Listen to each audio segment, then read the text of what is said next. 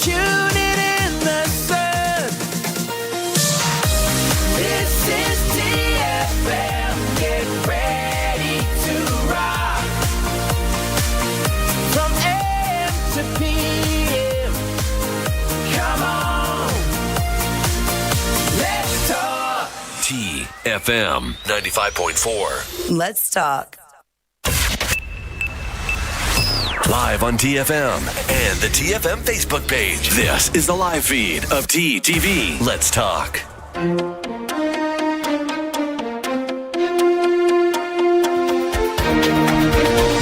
Hello and welcome to the Midday Update. These are the top headlines from a newsroom today.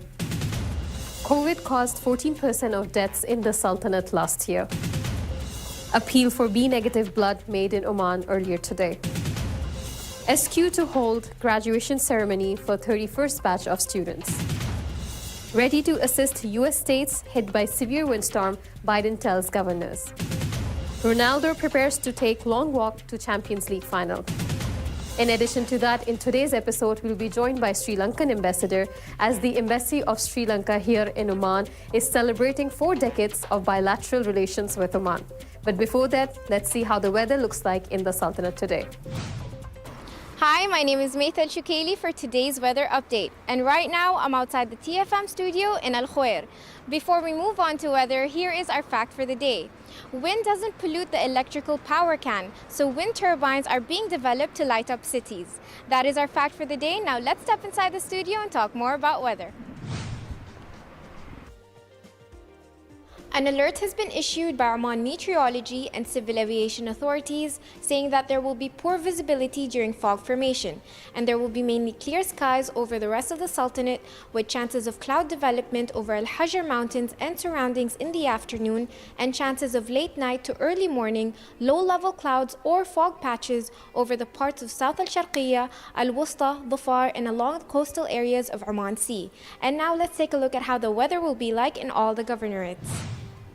Muscat will be sunny, temperatures between 28 to 19 degrees Celsius. Musandam will be sunny, temperatures between 29 to 20 degrees Celsius. North Al-Batina will be partly cloudy, temperatures between 27 to 19 degrees Celsius. South Al-Batina will be partly cloudy, temperatures between 30 to 21 degrees Celsius. Al-Buraymi will be sunny, temperatures between 30 to 19 degrees Celsius. Al-Dhahira will be sunny, temperatures between 31 to 19 degrees Celsius. Al-Dakhiliya will be sunny, temperatures between 30 to 18 degrees Celsius. North Al-Sharqiyya will be partly cloudy, temperatures between 31 to 18 degrees Celsius. South Al-Sharqiyya will be sunny, temperatures between 33 to 19 degrees Celsius. Al-Wusta will be partly cloudy, temperatures between 26 to 20 degrees Celsius. And Dhafar will be sunny, temperatures between 23 to 15 degrees Celsius.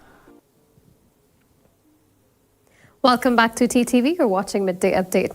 Now, before we get into the details of the local stories for the day, let's see how the COVID-19 situation looks like in the Sultanate. The Ministry of Health has announced the registration of 5 death cases due to coronavirus in Oman today.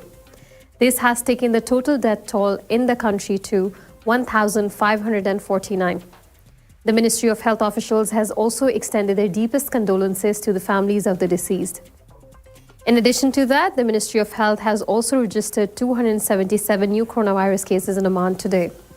The total cases in the country have now touched 138,206, including 129,752 recoveries, as well as 1,549 deaths. According to the health officials, in the past 24 hours, 209 recoveries were also reported.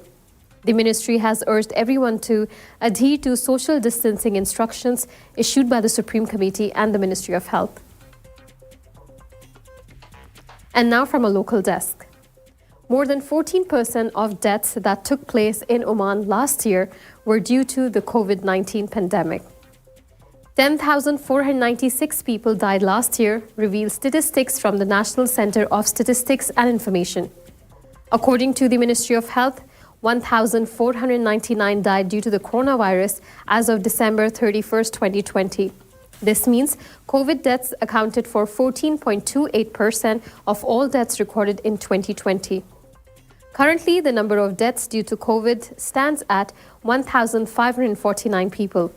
Oman has recorded 138,206 cases of the disease and posted a recovery of 129,752 people, resulting in a recovery rate of 94% according to the Ministry of Health. Of the nearly 10,500 people who passed away, the vast majority, which is about 8,576, were Omanis. 58.4% of them, or 5,015, were males, while the remaining 3,561, making up to 41.5%, were females. Conversely, only 1,920 expatriates died in Oman last year, among whom 1,623, which is 84.5%, were males, and 297, which is 15.5%, were females. The number of deaths recorded in 2020 was significantly higher than the previous years.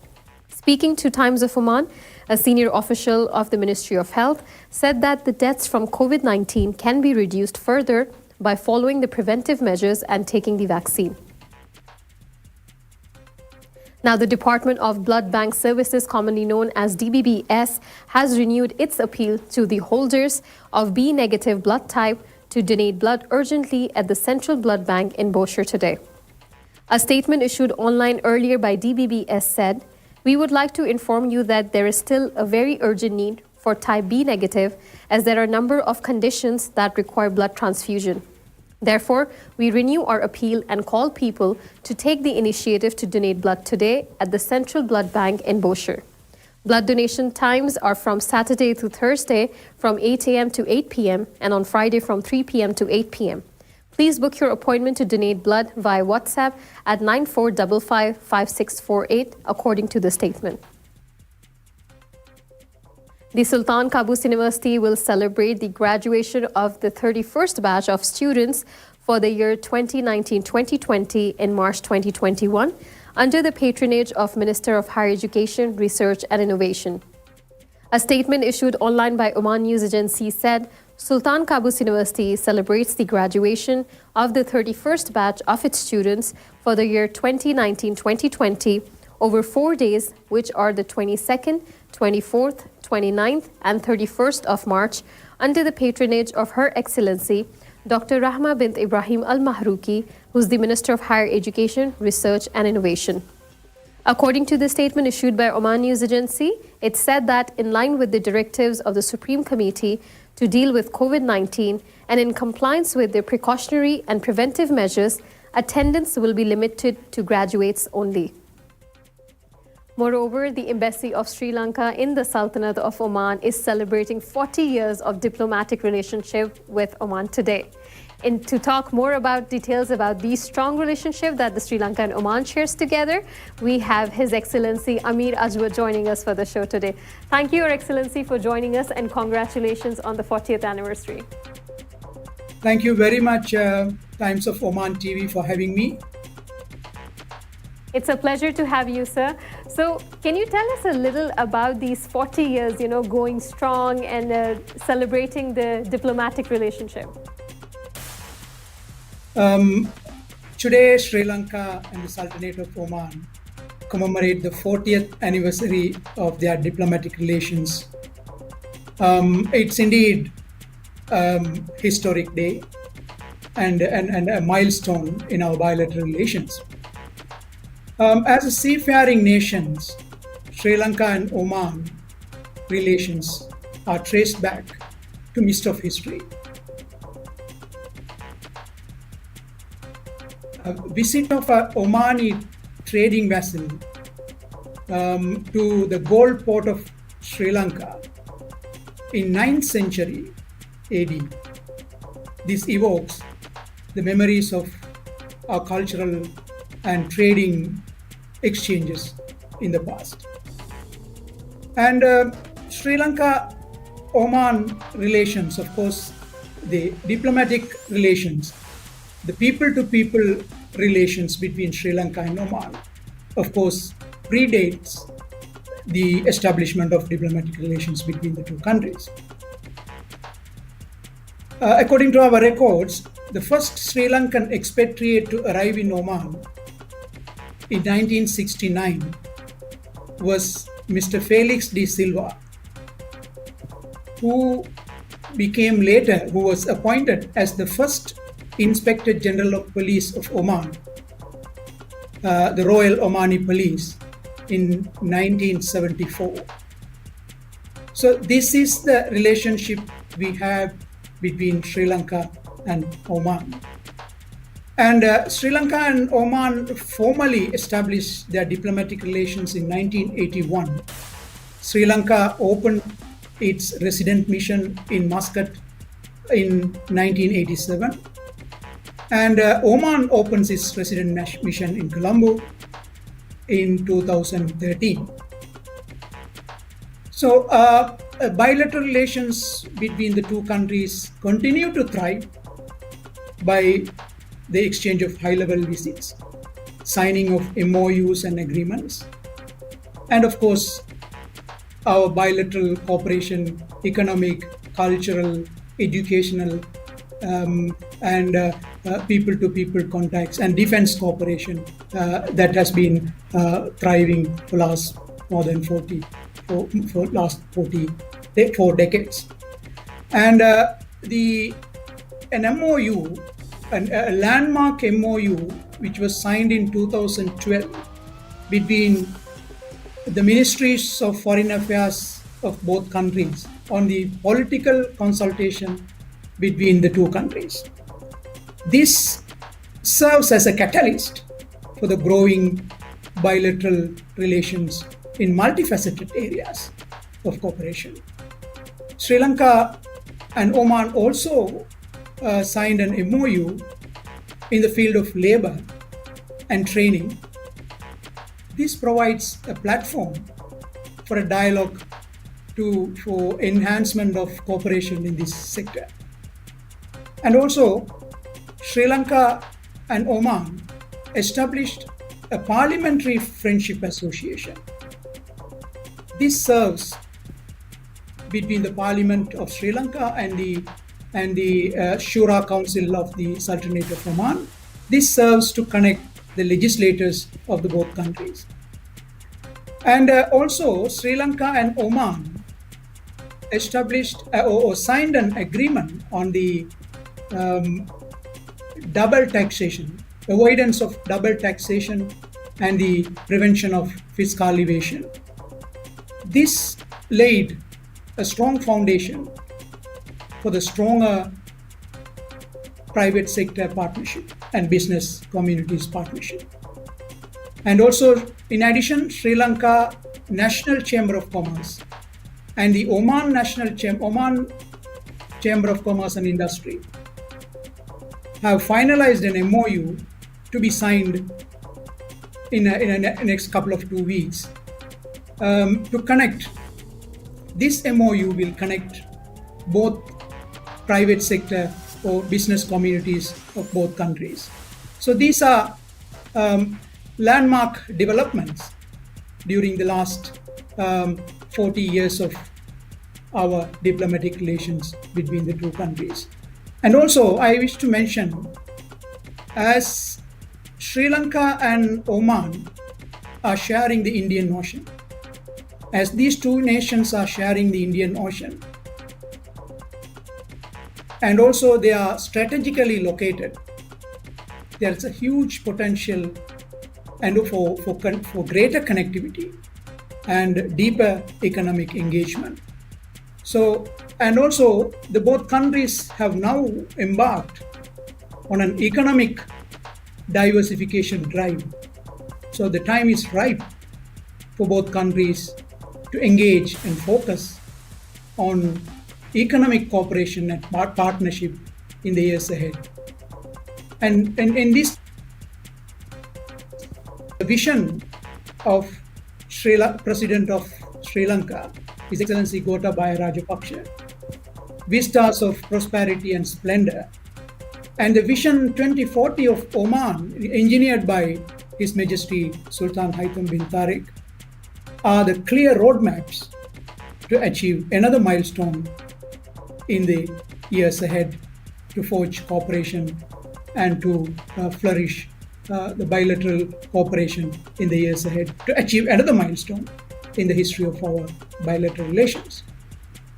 Thank you, Your Excellency, and thank you so much for taking us through the journey of the 4 decades of the strong and bilateral relation that you share with Oman, and of course, the 4 decades of anniversary that you're celebrating in the Sultanate today. What exactly are your plans for today? How are you celebrating it? Of course, we have organized an event this morning at the Ministry of Foreign Affairs. We are launching a logo to mark this occasion, and also the foreign ministers of the both countries have exchanged greeting messages or felicitation messages, congratulating each other on this milestone and the remarkable achievement in our bilateral relations. And also we have signed an agreement on the mutual exemption of visas for diplomatic officers, service passports, and also other official passports. So we have signed an agreement for the mutual exemption of visas. That's to coincide this event, this historic occasion. So we have done this at the Ministry of Foreign Affairs this morning, and also the embassy is organizing a series of activities throughout the year to mark this occasion, to commemorate this historic occasion between the two countries. Right. Your Excellency, you just mentioned about the visas. I wanted to congratulate you and the government of Sri Lanka for once again, restarting and reissuing the tourist visas to the people across the globe. And of course, on this occasion, I just feel this is the right time to ask, for 10 months, the tourist visas were banned in Sri Lanka. Nobody was allowed to travel. After 10 months, the visas have started being issued. What do you think, and how do you think this is going to take, the tourist sector of Sri Lanka? Of course, tourism is a main attraction in Sri Lanka. Of course, we have abundance of natural beauty and whatever the tourist attractions. Of course, after, as you rightly mentioned, 10 months, there was a blockade and closure of airports. We couldn't open the airport for international tourists, and we have opened from January 21st for international tourists our airport, and then the tourists are arriving in Sri Lanka now. Of course, as you rightly mentioned, Sri Lanka is a popular destination among Oman tourists as well. Especially honeymooners travel to Sri Lanka to spend their honeymoon in Sri Lanka back home. And also, as you are aware, Sri Lanka was ranked number 1 in leisure and travelers generated magazine. The best island in the world, among the best island in the world, number 1, they have ranked Sri Lanka. And also in the Lonely Planet, a popular tour guide has selected Sri Lanka as the best destination in 2019 to travel. So these are international testimonies for Sri Lanka, for those who wish to travel, and also in tourism. Yes. Yes. No, sorry, Your Excellency, please go on. So then now keeping that magic island closed will not be helping people who are already suffering by the pandemic. So we decided to open the country for international tourism to visit, to have relax, and then they do have their good time in tourism. I'm sure a lot of people, especially in the Sultanate, are looking forward to this visit. You just mentioned about the strong ties and the ease in terms of getting tourist visas as well. A lot of people would be wanting to know what exactly is the quarantine rule in Sri Lanka in terms of hotels, in terms of PCR tests. Could you please brief us a little on that, Your Excellency? Of course, now the government has put in place a fantastic mechanism for the tourists who are coming to Sri Lanka. And first of all, they have to register or make a reservation in hotel. Sri Lanka has designated a number of hotels. Of course, they are called grade level 1 safe and secure hotels. So they can go, because now Sri Lanka has named this reopening as Hello Again. So under this website, you can access all this information. And first of all, you have to make a reservation in the hotel, and then you have to have an insurance policy before you travel, and also a COVID test before you travel. So with all these three things, and then you can apply for visa. It's very simple process. You can apply online, and then you will be issued a visa, and then you can catch a flight and arrive in Sri Lanka. And you may note that there's no quarantine for those tourists who are coming to Sri Lanka. And then these 14 years, we have introduced a bio bubble concept. And then for 14 days, they can, as soon as they arrive at the hotel, they will be tested a PCR test. And then after that, they can, if they are negative, they can travel. We have identified 14 destinations for those tourists who are arriving in Sri Lanka. So they can travel, or they can visit those 14 destinations in the country. And after that, they can, after 14 days, they will have to go undergo for a PCR test again. And if they are tested negative, they can mingle with the community.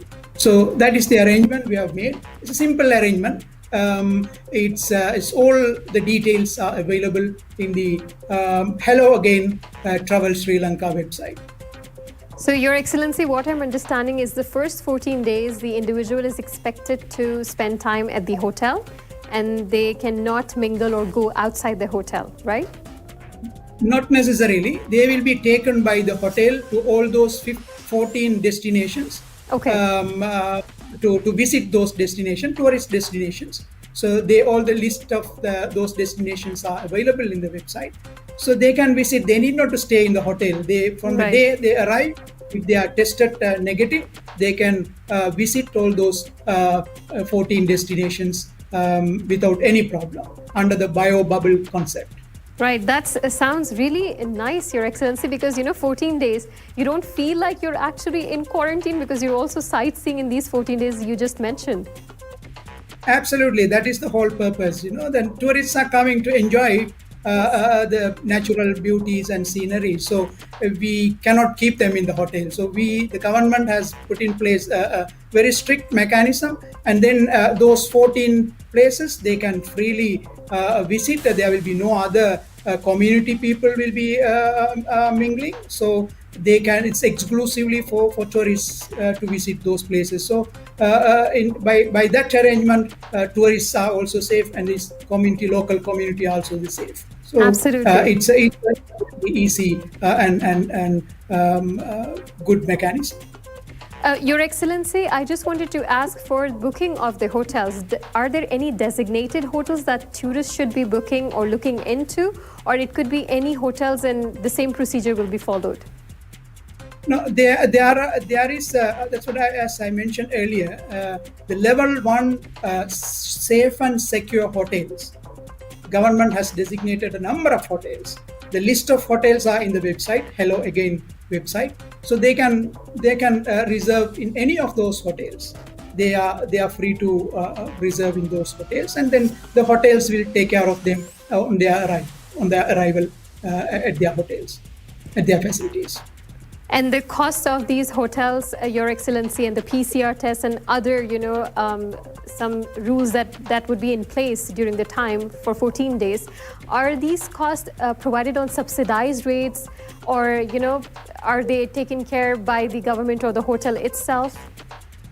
Yeah, there are promotions, I think, but the tourists themselves, they have to bear the cost and all this. But I think it's not that.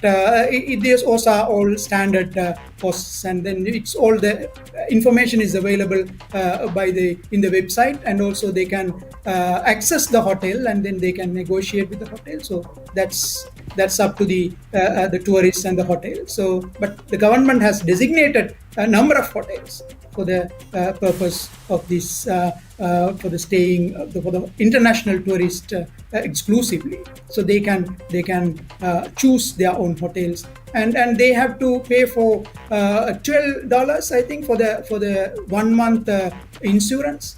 So that they have to bear that cost as well, and also the pre-departure 96 hours pre-departure PCR. Right. So as you may know, Your Excellency, that the Supreme Committee in the Sultanate has actually asked the citizens and residents in Oman to avoid traveling outside the country unless absolutely necessary.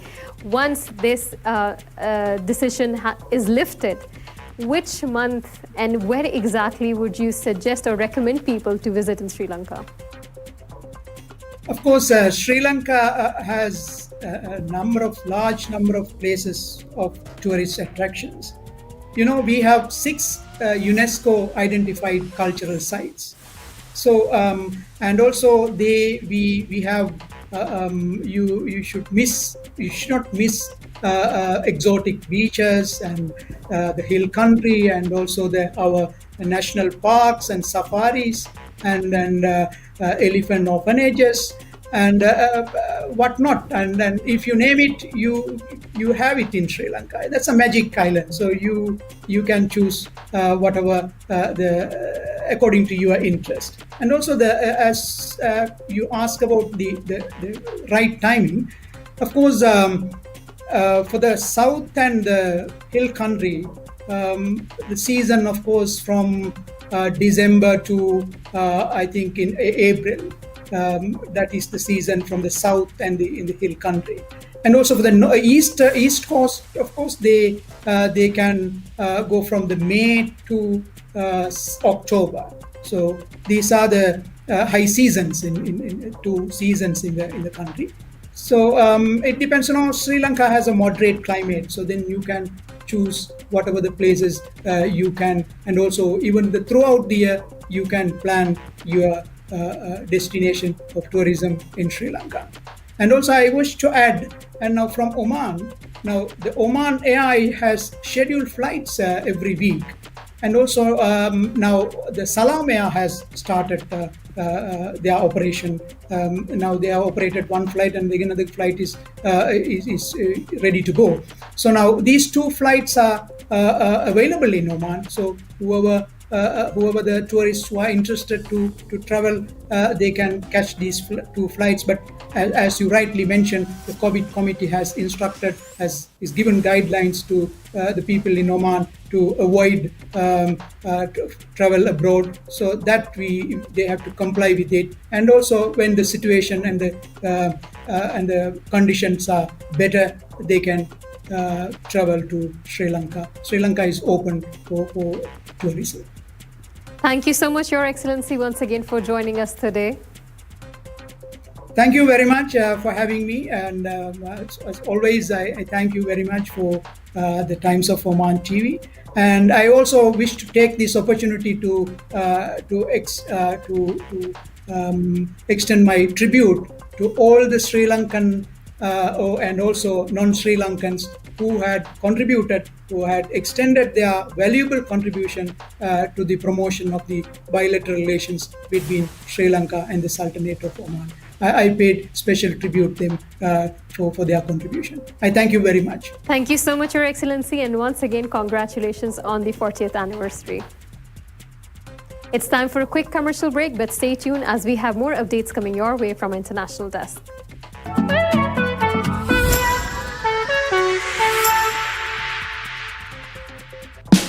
Oman's largest online supermarket now has no minimum order limit. From grocery to household items, Rafiq has everything that you want. Enjoy worry-free shopping with over 8,000 products to choose from and get it delivered straight to your doorstep. Rafiq, you order, we deliver. It's about time we kicked COVID-19 out of our lives.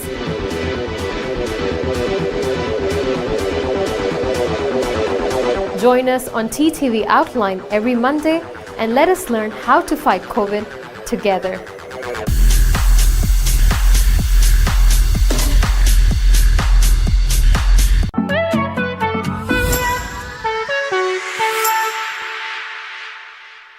Welcome back to TTV. You're watching Midday Update. And now from our international desk. President Joe Biden, in a call with governors of several U.S. states impacted by severe winter weather, notified them the federal government is prepared to respond to their requests to help people during the storm, the White House said in a press release. President Biden reiterated to all the governors that his administration is prepared to assist and stands ready to respond to requests for federal assistance from the governors and will deploy any additional federal emergency resources available to assist the residents of their states in getting through this historic storm, the release said on Tuesday. Biden spoke to the governors of Texas, Louisiana, Kentucky, Kansas, Tennessee, Mississippi, and Oklahoma, the release said. Below freezing temperatures in the central and southern regions of the United States has left millions of homes without power as more frigid weather is expected to last through the week. And now from a sports desk. Juventus Cristiano Ronaldo is gearing up for the club's upcoming Champions League, a game against a very strong Porto, and said it may be the beginning of the long walk we want to take until the final.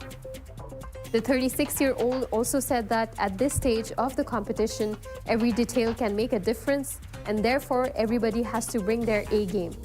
Ronaldo took to Instagram and wrote, "This is what Champions League is all about, the knockout rounds. It's almost as if another competition starts from this point, and everybody has to bring their A game because every detail can make the difference."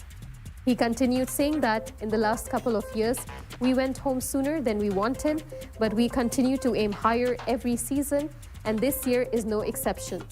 Tomorrow we have a very important game against a very strong team, and I can only hope that it may be the beginning of the long walk we want to take until the final. Juventus and Porto will take on each other in the Champions League on Thursday. With this story, we have come to the end of the episode for today, but stay tuned as we'll be back again tomorrow, same time, with more updates and news your way. Keep watching TTV. You've just heard the live feed from the TTV studios on TFM 95.4. Let's talk.